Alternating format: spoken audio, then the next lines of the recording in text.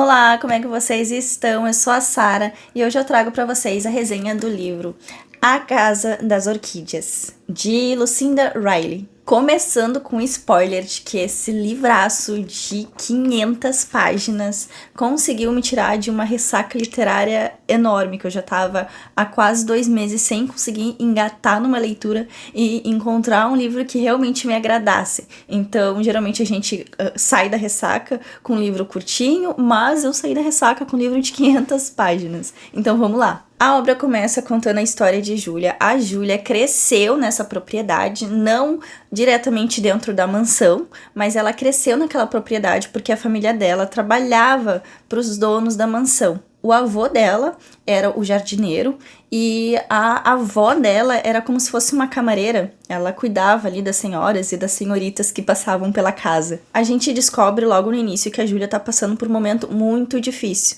Então ela tá passando ali por um momento de luto, uma depressão profunda, enorme, que nem a irmã e o pai dela conseguem tirar. Então a irmã, ela tenta ajudar, mas ela não consegue, né? A Júlia precisa sair daquele buraco sozinha. É aí que entra na história o Chris. O Chris, ele é o atual herdeiro dessa casa, o atual dono dessa mansão.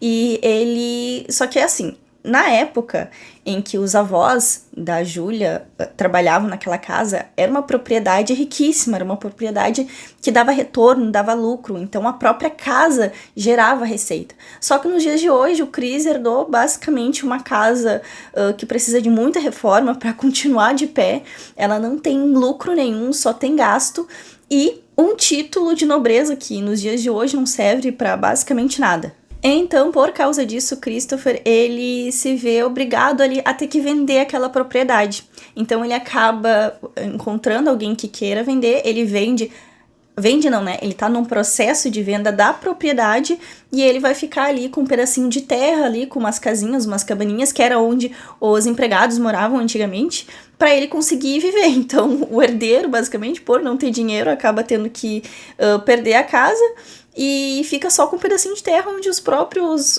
trabalhadores ali ficavam, né, moravam. Antes de vender a propriedade, o Christopher, ele tem a ideia de fazer um leilão dos objetos da casa, dos móveis da casa, porque por ser uma casa muito antiga, uma casa de pessoas nobres, né, ela tem coisas históricas ali dentro, então até os móveis têm um valor por ser histórico, né?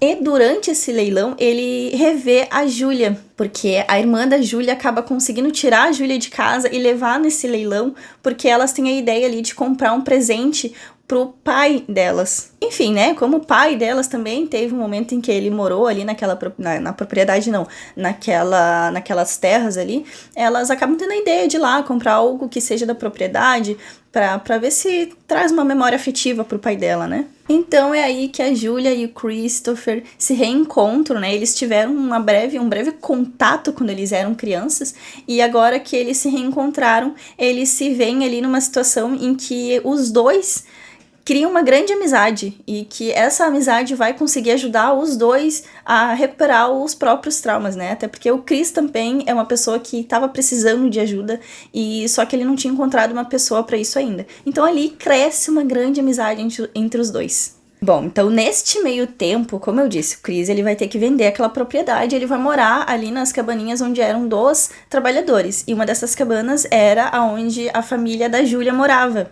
E ali ele encontra um diário, que ele pensa ser o diário do avô dela, provavelmente, né? Porque ali tem relatos históricos da guerra e o avô dela lutou também nessa guerra. Então ele entrega esse diário pra Júlia. A Júlia, que não tava ainda num momento muito bom, ela ainda tava com aquela depressão, né?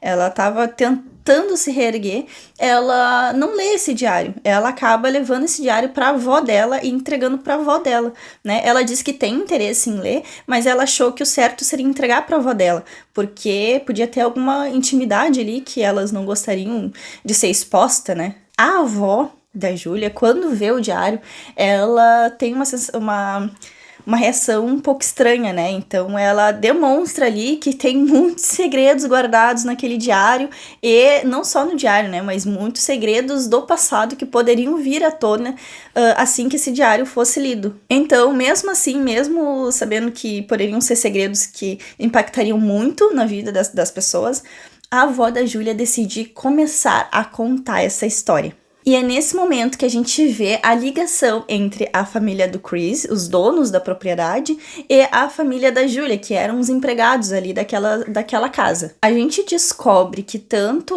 a avó da Júlia, ela era muito amiga, muito próxima da dona daquela casa, né? A futura dona, porque na verdade ela era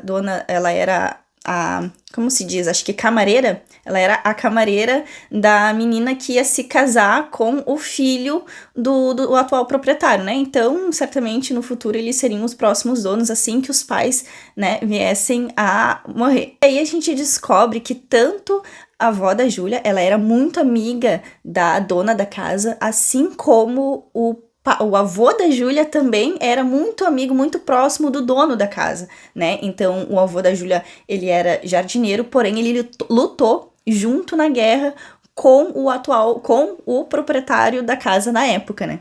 E com essa amizade entre empregado e patrão, acabou que eles descobriam muitos segredos um do outro. Então, esses segredos é o que vai vir à tona agora pra Júlia e pro Chris, né? Porque envolve a família dos dois. Uma coisa que eu preciso destacar e que eu gosto muito em todos os livros da Lucinda é que ela consegue descrever as coisas de uma forma em que, assim, a gente consegue sentir que a gente tá naquele local, sabe?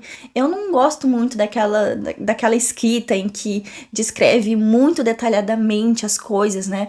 Vai lá e diz que a cortina, ela tem tantos centímetros e tem uma cor de tal tonalidade, assim, muito, muito descritivo, muito maçante. Mas a Lucinda, ela consegue usar as palavras de uma forma em que ela descreve o local, ela te coloca ali dentro daquele local, tu te sente ali dentro sem que a leitura fique maçante. Ela consegue usar as palavras certas. Eu acho que assim, ela usa até, na verdade, sentimentos que te remetem a coisas. Então ela te dá sentimentos que te remetem a tal cheiro, a tal cor.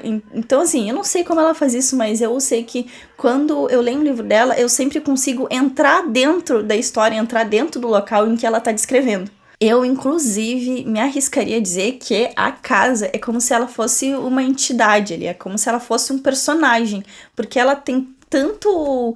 Ela consegue impactar tanto na vida dos personagens que a gente acaba considerando ela como um. Então a casa é motivo de alegria para uns, é motivo de tristeza, até mesmo tragédia para outros, segurança, enfim, a casa ela é um núcleo ali que tudo gira em torno dela, tanto pro bem quanto pro mal. Ela é um elemento tão forte que eu, pelo menos enquanto lia, eu torcia até mesmo pro futuro da casa. Então, assim como a gente sabe que a casa ela tá muito destruída, ela precisa de muito dinheiro para se reformar, para voltar a ser o que ela era. Então a gente sabe que ela vai ser vendida e ao mesmo tempo a gente torce pro futuro da casa, a gente torce para ela ter um futuro feliz também.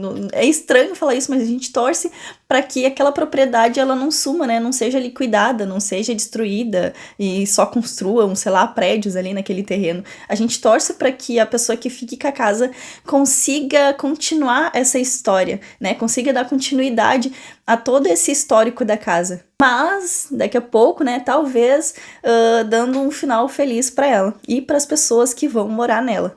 Bom, então com todo esse drama familiar, mistérios, reviravoltas, tragédias, eu finalizo a resenha de hoje e deixa aqui no comentário pra mim se você gostaria de saber um pouco mais sobre essa história, se você gostaria de ter um pouco mais de detalhes nas resenhas e eu te vejo no próximo vídeo. Tchau, tchau!